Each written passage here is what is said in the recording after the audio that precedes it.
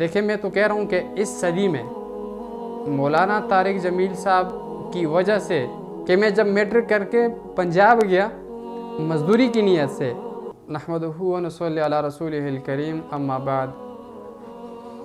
بسم اللہ الرحمن الرحیم۔ قال النبی صلی اللہ علیہ وسلم الدین النصیحہ۔ ناظرین، آج کل اکثر دوست احباب، خصوصاً نوجوان جو یونیورسٹیوں میں ہیں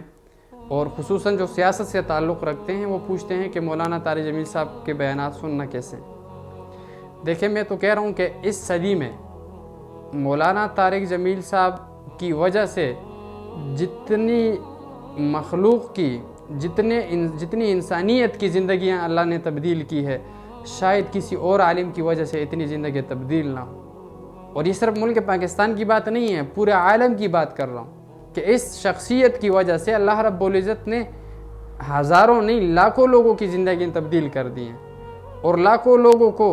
اسلام نصیب ہوا ہے، وہ دائرہ اسلام میں داخل ہو چکے ہیں۔ میں اپنی ذاتی بات کرتا ہوں کہ مولانا طارق جمیل صاحب کا میری ذات پہ جو احسان ہے، میری نسلیں اس احسان کا بدلہ نہیں چکا سکتی، اور وہ احسان یہی بیانات ہیں کہ میں جب میٹرک کر کے پنجاب گیا مزدوری کی نیت سے، وہاں اللہ تبارک و تعالیٰ نے مولانا صاحب کے بیانات، خصوصاً جو بیان لیاری میں کیا گیا تھا، اس کے سننے کا موقع دیا، توفیق دی، اور وہ بیان پھر میں نے ایک مرتبہ نہیں سنا، میں نے وہ بار بار سنا، اور اتنا سنا کہ اس نے میری زندگی تبدیل کر کے رکھ دی، میری زندگی کا رخ تبدیل کر دیا، اور یہاں تک کہ میں وہیں سے گھر آنے کے بغیر وہیں سے 4 ماہ کے لیے تیار ہو گئے، اور وہیں سے اللہ نے میری زندگی کا رخ چینج کر دیا۔ اور پھر وہاں مبلغین حضرات کی محنت اور مولانا صاحب کی بیانات کی وجہ سے میں 8 سالہ درس نظامی پڑھنے کے لیے تیار ہو گیا۔ وہ آدمی جو مسجد میں 10 منٹ سے زیادہ نہیں گزار سکتا تھا، وہ آدمی جو مسجد میں جاتا، فرض پڑھتا تو سنت کا موقع کبھی ملتا کبھی نہ ملتا،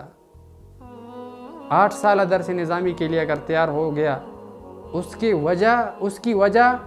مولانا صاحب کے بیانات ہیں۔ تو لہٰذا مولانا طارق جمیل صاحب کے بیانات کو طنز کی نظر سے کبھی بھی نہیں دیکھنا چاہیے، کبھی نہیں سننا چاہیے، اعتراض کی نگاہ سے کبھی نہیں دیکھنا چاہیے۔ دیکھیں، 2 آدمی بیان سنتے ہیں، ایک ہی بیان ہوتا ہے، مجمع میں 2 قسم کے لوگ ہوتے ہیں، ایک اصلاح کی غرض سے بیٹھے ہوتے ہیں اور ایک اعتراض کی نظر سے دیکھتے ہیں، اعتراض کی وجہ سے بیٹھے ہوتے ہیں۔ تو ایک کی اصلاح ہو جاتی ہے، دوسرا محروم ہو جاتا ہے۔ وجہ یہ نہیں ہوتی کہ بیان میں اثر تھا یا نہیں، وجہ یہ تھی کہ یہ ایک طلب سے بیٹھا تھا اور دوسرا بے طلب تھا۔ کبھی بھی مولانا صاحب کا بیان اصلاح کی نیت سے سن لے، کوئی بھی کلپ سن لے، اندرون بدل نہ جائے، ظاہر میں تبدیلی نہ آئے اور زندگی کا رخ تبدیل نہ ہو جائے، تو میرا نام بدل دیں۔ لہٰذا گزارش کروں گا کہ مولانا طارق جمیل صاحب پر طنز بھی چھوڑ دیں، مولانا طارق جمیل صاحب کی ذات پر برا بھلا کہنا چھوڑ دیں، اور جب تک وہ موجود ہے اس کی ذات سے اگر آدمی استفادہ کر سکتا ہے تو کر لے، اور اگر اس کی ذات سے نہیں کر سکتا کم از کم اس کے بیانات سے استفادہ کر لے۔ اسی پر اکتفا کروں گا۔ وآخر دعوانا الحمدللہ رب العالمین۔ مفتی لقمان اختر مفتی صاحب کا یوٹیوب چینل سبسکرائب کیجیے اور ان کے بیانات کے ذریعے اپنی علمی، اصلاحی اور فکری آبیاری کرتے رہیے۔